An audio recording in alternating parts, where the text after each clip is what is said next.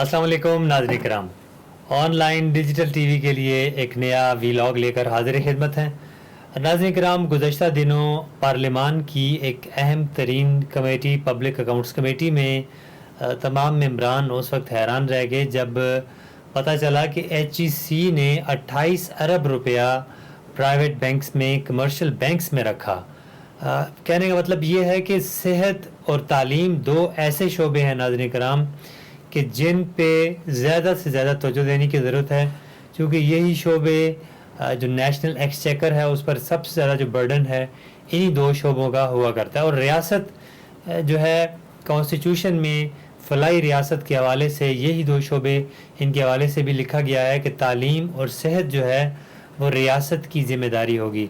लेकिन रियासत के इदारे जब उनके अंदर बदउनवानी जो है वो फ़रोग़ पाने लगे तो रियासत बिल्कुल इन शोबों के साथ इंसाफ नहीं कर सकेगी। जी हाँ, तालीम का शोबा और फिर तालीम के अंदर जो आला तालीम है उसका शोबा, उसमें इस पैमाने पर करप्शन होगी कि 28 अरब रुपया जो कि कमर्शियल बैंकों के अंदर रखा गया।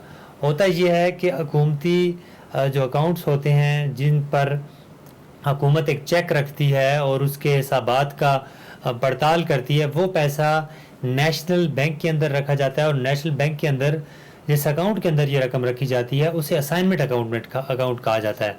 अगर आप असाइनमेंट अकाउंट के अंदर नहीं रखेंगे तो इस अकाउंट की जो पड़ताल है ये मुश्किल हो जाएगी और जो एक ऑडिट का इदारा है, ऑडिटर जनरल ऑफ पाकिस्तान का इदारा, वो इन अकाउंट्स के हिसाब को मैनेज नहीं कर सकेगा। तो हायर एजुकेशन कमीशन ने ये एक बहुत बड़ी बदउनवानी जो है सामने आई कि उसने 28 अरब रुपया जो है वो प्राइवेट बैंकों के अंदर रखा। और साफ ज़ाहिर है कि इसका मकसद क्या था। इसका मकसद इंटरेस्ट और सूद था। चूँकि इस कमेटी के अंदर जब ये बात हुई तो एक मेंबर हैं मोहम्मद हुसैन डहर, उनका कहना था कि बहाउद्दीन ज़िक्रिया यूनिवर्सिटी के अंदर भी बहुत बड़ी जो ख़तीर रकम थी वो प्राइवेट बैंकों के अंदर रखी गई, जिसमें बहुत बड़े पैमाने पर जो है करप्शन हुई। और अब HEC का ये मामला सामने आया, पब्लिक अकाउंट्स कमेटी के सामने आया।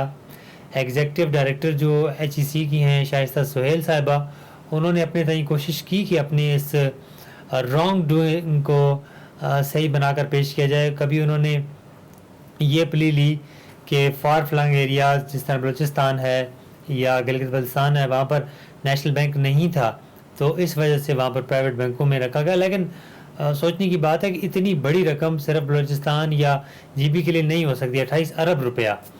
तो ये बड़े पैमाने पर, तो ये इसके हवाले से पब्लिक अकाउंट्स कमेटी ने इंक्वायरी का कहा है कि इस पर इंक्वायरी की जाए कि क्यों ये इतनी बड़ी रकम प्राइवेट बैंकों में रखी गई। और फिर जो नूर आलम खान थे चेयरमैन इस कमेटी के, उन्होंने कहा कि आप डिपार्टमेंटल अकाउंट्स कमेटीज़ का ये इशू एक हायर फोरम पर यानी कि पब्लिक अकाउंट्स कमेटी पर क्यों लेकर आए।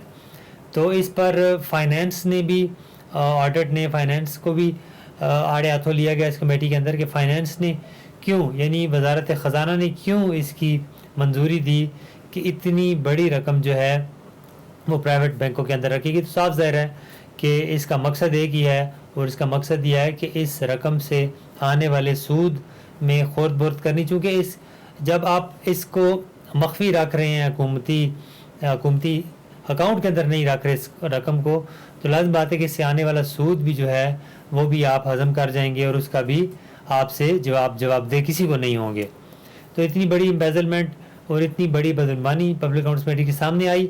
फिर एक और जो कमेटी जो सेहत की कमेटी थी उसमें भी बहुत अहम मौज़ूआत हैं डिस्कस होना था, यानी कि आवाम को दवाएं नहीं मिल रही और अद्वियात मिल भी रही हैं तो वो महंगे दामों मिल रही हैं। इस मामले को आज टेकअप करना था इस कमेटी ने, यानी जो सेहत की कायमा कमेटी बराए सेनेट थी, इसने टेकअप करना था। लेकिन अफसोस के साथ ब्यूरोक्रेसी जो है कि पार्लियामान के सामने जवाबदेह होने से कासर है और जो सेक्रेटरी सेहत हैं वो इस कमेटी के सामने पेश नहीं हुए थे, जिस पर उन्होंने बरहमी का इजहार किया और एहतजाजन तमाम जो सेनेटर्स थे उन्होंने इस कमेटी की मीटिंग को बर्खास्त किया एहतजाजन, और वो चेयरमैन सेनेट के दफ्तर पहुँचे और अपने इस्तेहकाक को مجروح ہونے پر انہوں نے زبردست احتجاج کیا اور معاملہ ظاہر ہے استحقاق کمیٹی کے پاس جائے گا اور سیکرٹری صحت جو ہے